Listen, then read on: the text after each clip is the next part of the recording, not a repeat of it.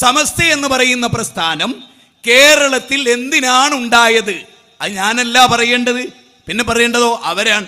അങ്ങനെ ഒരു ക്ലിപ്പാണ് ഞാൻ നിങ്ങളെ ഫസ്റ്റ് കേൾപ്പിക്കുന്നത്. നിങ്ങൾ വളരെ കാതുകൂർപ്പിച്ച് ആ പറയുന്നത് എന്താണ് എന്ന് കേട്ടതിന് ശേഷം ഖുർആനിലേക്ക് വരിക. പ്രത്യേകിച്ച് കേരളത്തിൽ നമ്മുടെ പ്രസ്ഥാനം എന്തിനാ ഉണ്ടായത്?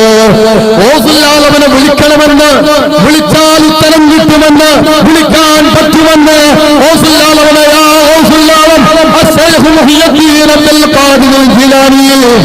എന്നാവേശത്തോടെ വിളിക്കുന്ന ഒരു വലിയൊരു സംഘത്തെ പടുത്തുയർത്താനല്ലേ എന്റെ മുന്നിലുകള് മുത്തുനബി സല്ലല്ലാഹു അലൈഹി വസല്ലമ തങ്ങളുടെ മൗലിദോതുന്ന അവർ ആഘോഷത്തിൽ സന്തോഷിക്കുന്ന 1.25 ലക്ഷത്തോളം പ്രവാചകന്മാർ ലോകത്ത് വന്നു.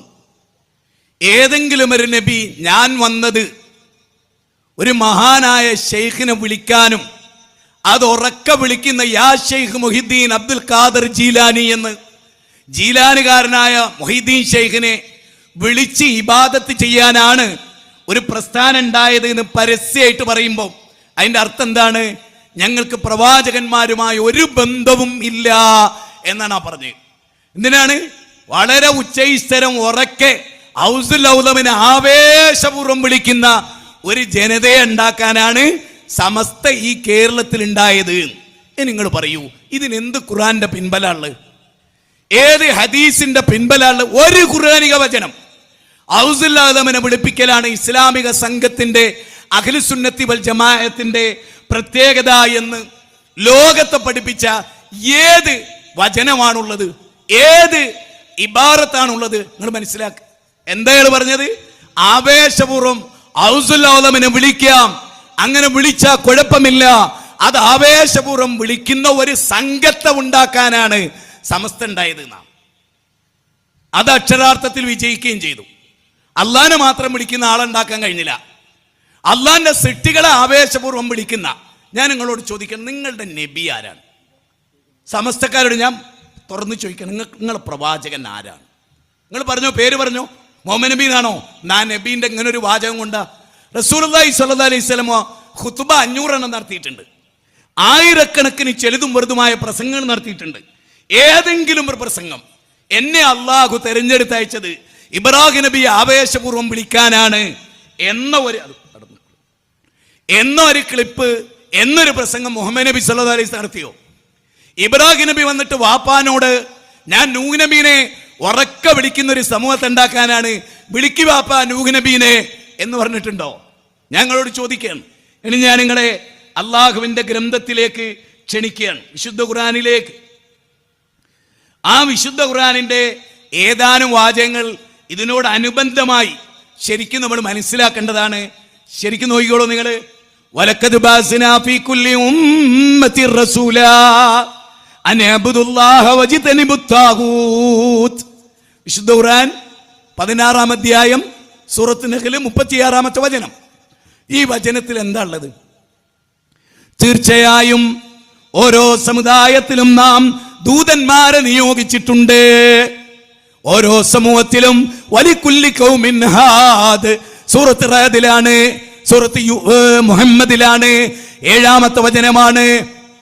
അതുപോലെ സൂറത്ത് റഅദിലെ 24-ൽ പറയുന്നു, എല്ലാ സമൂഹത്തിലേക്കും താക്കീതുകാർ വന്നിട്ടുണ്ട്. കാഫത്തൽ ലിന്നാസി ബശീറൻ വനദീറാ. എല്ലാ സമൂഹത്തിലും. ഇവിടെ എന്താ പറഞ്ഞേ? തീർച്ചയായും ഓരോ സമുദായത്തിലും നാം ദൂതന്മാരെ നിയോഗിച്ചിട്ടുണ്ട്. എന്തിന്? മഹാന്മാരാ ഔലിയാക്കളെ വിളിക്കുന്ന ആവേശപൂർവ്വമുള്ള ഒരു സമൂഹത്തെ ഉണ്ടാക്കാനെന്നാണോ അല്ല പറഞ്ഞത്? ആണെങ്കിൽ മൊയ്ലിയാരെ നമുക്ക് അംഗീകരിക്കാം. നമ്മൾ ഈ മൊയ്ലിയാരെ കൊണ്ടുവരുന്നത് എന്തിനാണ്? ഈ മൊയ്ലിയാരെ ക്ലിപ്പ് കളിപ്പിച്ച എന്തിനാണ്? അയാൾ ഖുർആന്റെ നിഷേധിയായതുകൊണ്ടാണ്. പ്രവാചകന്മാരുടെ നിഷേധം, അതാണ് അയാളുടെ മുഖമുദ്ര. അയാൾ ആരാണ്? അള്ളാഹുവിനെ നിഷേധിച്ച ആളാണ്, റസൂലിനെ നിഷേധിച്ച ആളാണ്, ഖുർആൻ വായിക്കാത്ത ആളാണ്. ഇത്രയും ഞാൻ ഗൗരവമായി പ്രസ്താവിക്കുന്നു. മതം തമാശയല്ല. ആളുകളുടെ ഇഷ്ടം പിൻപറ്റാൻ വേണ്ടി ഒരു വാക്കും ഞാൻ ഈ സ്റ്റേജ് പറയില്ല. എനിക്ക് അള്ളാഹിനെ കണ്ടുമുട്ടണം, അതുകൊണ്ട് ഞാൻ സത്യം മാത്രം പറയും. അസത്യം പറയില്ല, ഒരാളെ പേരിലും കുതിര കയറില്ല, ഒരാളെയും വ്യക്തിപരമായി ആക്ഷേപിക്കില്ല. വിഷയം പറഞ്ഞു പോവുകയാണ് ചെയ്യുന്നത്. കേട്ടോളൂ എന്തായാലും പറഞ്ഞത്. മൊയ്തീൻ ഷെയ്ഖിനെ ആവേശപൂർവ്വം വിളിക്കുന്ന ഒരു സമൂഹത്തെ ഉണ്ടാക്കാനാണ്. ഇനി അല്ല പറയുന്നതോ, പ്രവാചകന്മാർ വന്നു, എല്ലാ സമൂഹത്തിലും പ്രവാചകന്മാർ വന്നു. അവരെന്താണ് ആദ്യം പറഞ്ഞത്? ജനങ്ങളെ അഭിസംബോധന ചെയ്ത് അവർ പ്രസംഗിച്ചത് എന്താണ്? അനിഅബ്ദുല്ലാഹ്, അല്ലാഹനെ മാത്രമേ നിങ്ങൾ ആരാധിക്കാവൂ. വജിത്തനിബുത് താഗൂത്ത്, എല്ലാ ദുർമൂർത്തികളെയും എല്ലാ സൃഷ്ടികളിൽപ്പെട്ടവരെയും നിങ്ങൾ കൈവടിയണം. ഇത് പറഞ്ഞിട്ടാണ് പ്രവാചകന്മാർ വന്നത് എന്ന് അല്ല പറയുന്നു. മൊയ്ലിയാർ പറയുന്നത് നമ്മളിവിടെ രൂപീകരിക്കപ്പെട്ടത്, നമ്മുടെ പ്രസ്ഥാനം ഇവിടെ ഉണ്ടായത് എന്തിനാണ്? മൊയ്തീൻ ശൈഖിനെ ഔസുൽ ആലമിനെ ആവേശപൂർവ്വം വിളിക്കാനാണ്. ഇത് ദീനല്ല കൂട്ടരെ, ഇത് പച്ച ശിർക്കാണ്. അപ്പൊ ഒരു പ്രസ്ഥാനം ഇവിടെ രൂപീകരിക്കപ്പെട്ടത് തന്നെ എന്തിനാണ്? നരകത്തിലേക്ക് മനുഷ്യരെ നയിക്കാനാണ് എന്നൊരു മുസ്ലിയാർ പ്രസംഗിക്കുകയാണ് പച്ച മലയാളം. വയാ ഖൗമി മാലി അദൂകും ഇലൻ നജാത്ത് വതുദൂനനി ഇലൻ നാർ. 40-ാം അധ്യായം 41-ാമത്തെ വചനം. ആ വചനത്ത് പറയുന്നത് എന്താ? വയാ ഖൗമിയേ, ജനങ്ങളെ, മാലി, നിങ്ങൾക്ക് എന്തു പറ്റി? നിങ്ങളെ ഞാൻ നജാത്തിലേക്ക് വിളിക്കുന്നല്ലോ, നിങ്ങൾ ഞങ്ങളെ നരകത്തിലേക്കാണല്ലോ വിളിക്കുന്നത്. വജഅൽനാഹും അഇമ്മതൻ യദൂന ഇലന്നാർ. ഖുർആൻ പറഞ്ഞ മക്ക പണ്ഡിതന്മാരിൽ ഒരു സംഘം നരകത്തിലേക്ക് നയിക്കാനുണ്ട്. 28-ാം അധ്യായം 41. മുജാഹിദ് ബാലിശേന്റെ വകയാൻ തോന്നുന്നുണ്ട്. എടുത്തു നോക്കി ആ ഖുർആനായിട്ട് സ്റ്റേജിൽ വന്നോ, ഒരു പ്രശ്നവുമില്ല, സമാധാനത്തോടെ. 40-ാം അധ്യായം 41 പറയണെന്താ? ഞങ്ങൾ നിങ്ങളെ നജാത്തിലേക്ക് ക്ഷണിക്കുന്നു, നിങ്ങൾ ഞങ്ങൾ നരകത്തിലേക്ക് ക്ഷണിക്കുന്നു. എന്നിട്ട് അല്ല പറയാണ്, ഒരു പറ്റം പണ്ഡിതന്മാർ ലോകത്തുണ്ട്, അവർ നരകത്തിലേക്ക് ക്ഷണിക്കുന്ന നേതാക്കന്മാരാണ്. ഞാൻ പറഞ്ഞല്ല, 28-ാം അധ്യായം സൂറത്ത് ഖസസ് 41. മുജാഹിദുകളോട് എനിക്കുള്ള അപേക്ഷ എന്താ അറിയോ?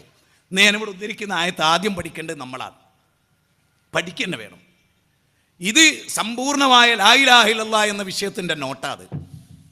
ഇത് നമ്മളെ ശരിക്കും മനസ്സിലാക്കുക. അടുത്ത വാചകം 21-ാം അധ്യായം സൂറത്ത് അംബിയ 25-ാമത്തെ വചനം. വമാ അർസൽനാ മിൻ ഖബ്ലിക മിർ റസൂലിൻ ഇല്ലാ നൂഹി ഇലൈഹി അന്നഹു ലാ ഇലാഹ ഇല്ലല്ലാഹ് അന ഫഅബ്ദൂൻ. സൂറത്ത് അംബിയ പ്രവാചകന്മാരെ കുറിച്ച് പറയുന്ന അധ്യായം. ഏതെങ്കിലും ഒരു നബി എണീറ്റെന്ന് ഈ മൊയ്ലിയാർ പറഞ്ഞ പോലെ പറഞ്ഞോ? മൊയ്തീൻ ശൈഖിനെ ഉച്ചൈസ്വരം വിളിക്കുന്ന, ആവേശപൂർവ്വം വിളിക്കുന്ന ഒരു ജനതനെ ഉണ്ടാക്കാനാണ് എന്ന് പറഞ്ഞോ? ഇല്ല. എന്നാ നബിമാരെന്താ പറഞ്ഞത്? ഞാനല്ലാതെ യാതൊരു ദൈവവുമില്ല, അതിനാൽ എന്നെ നിങ്ങൾ ആരാധിക്കൂ എന്ന ബോധനം നൽകിക്കൊണ്ടല്ലാതെ ഒരു ദൂതനെയും നിനക്ക് മുമ്പ് ഞാൻ അയച്ചിട്ടില്ല. മുഹമ്മദ് നബിയെ താങ്കൾക്ക് മുമ്പ് ഒരു നബിയും, ഒരൊറ്റ നബിയും ലാ ഇലാഹ ഇല്ലല്ലാഹ് എന്ന മെസ്സേജ് പറയാനല്ലാതെ വന്നിട്ടേ ഇല്ല. അതുകൊണ്ടാ റസൂൽ പറഞ്ഞ എന്ത്? അഫ്ളലു മാ കുൻതു അന വന്നബിയൂന മിൻ ഖബ്ലി ഖൗലു ലാ ഇലാഹ ഇല്ലല്ലാഹ്. എന്റെ മുമ്പ് കഴിഞ്ഞുപോയ സകല പ്രവാചകന്മാരും ഒന്നാമതായി ശ്രേഷ്ഠമായി പറഞ്ഞിട്ടുള്ള കാര്യം ലാ ഇലാഹ ഇല്ലല്ലാഹ് എന്നതാണ്. അപ്പൊ എത്ര ഖുർആന്റെ വചനായി? ഇപ്പൊ എത്ര വചനം ഉദ്ധരിച്ചു? വല്ലൊരു എണ്ണിയിരുന്നോ? അടുത്തത് അല്ലാഹ് പറയാൻ, പടച്ച തമ്പുരാൻ നമ്മളോട് എടുത്തെടുത്ത് പറയാണ്. 20-ാം അധ്യായം സൂറത്ത് ത്വാഹയാണ്. അതിലൊരു വാചകം കേട്ടോ, അല്ലാഹു ലാ ഇലാഹ ഇല്ലാ ഹുവ ലഹുൽ അസ്മാഉൽ ഹുസ്നാ. അല്ലാഹു അവനല്ലാതെ ഒരാരാധനും ഇല്ല, അവൻ്റെതാകുന്നു ഏറ്റവും ഉത്കൃഷ്ടമായ നാമങ്ങൾ. ഇത് ചിന്തിച്ചു നോക്ക്, ചിന്തിക്ക്.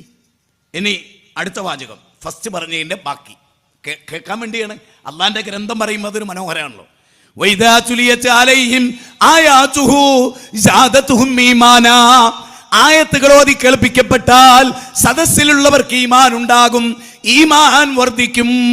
അള്ളാഹ് പറഞ്ഞ 8-ാം അധ്യായം 2-ാമത്തെ വചനം, ഇന്നല്ലദീന ഖാലൂ റബ്ബുനല്ലാഹ് സുമ്മ ഇസ്തഖാമൂ തതനസ്സലു അലൈഹിമുൽ മലായിക അല്ലാ തഖാഫൂ വലാ തഹ്സനൂ വഅബ്ശിറൂ ബിൽ ജന്നത്തില്ലതി കുൻതും തുഅദൂൻ നഹ്നു ഔലിയാഉകും ഫിൽ ഹയാത്തിദ് ദുനിയാ. അല്ലാഹുവിന്റെ ഗ്രന്ഥം 41-ാം അധ്യായം 30-ാമത്തെ വചനം. അതിലെന്താ പറയുന്നത്? ഇന്നല്ലദീന ഖാലൂ റബ്ബുനല്ലാഹ്, അള്ളയാണ് ഞങ്ങളുടെ റബ്ബ്, സുമ്മസ്തഖാമു, പിന്നെ നേരെ ചൊവ്വേ നിൽക്കുന്നവർ. അള്ളാനെ മാത്രം ഇബാദത്ത് ചെയ്യുന്നവർ ജീവിതത്തിന്റെ ഒരു ഘട്ടത്തിലും സൃഷ്ടികളിലേക്ക് അനുവദിക്കപ്പെട്ടതിൽ പോലും അവർക്ക് വലിയ താല്പര്യം ഉണ്ടാവില്ല. അങ്ങനെയാണ് പഠിപ്പിക്കുന്നത്. ചോദിക്കാന്ന് പറഞ്ഞ കാര്യം പോലും ചോദിക്കാതെ നിൽക്കലാണ് ശരിക്കുള്ള വിശ്വാസിയുടെ പ്രത്യേകത. ഇസ്ലാം അത് വളരെ ഗൗരവമായി ചോദിക്കാൻ അനുവദിച്ചത് പോലും ചോദിക്കാൻ മടിക്കണമെന്ന് പഠിപ്പിച്ച, ഒരു ഉപ്പില്ലെങ്കിൽ അള്ളാഹിനോട് ചോദിച്ചോന്ന് പഠിപ്പിച്ച, ചെരുപ്പിന്റെ വാറ് പൊട്ടിയാൽ പടച്ചോനോട് ചോദിച്ചോന്ന് പഠിപ്പിച്ച ഒരു മതം. ഒന്ന് ആലോചിച്ച് നോക്ക്.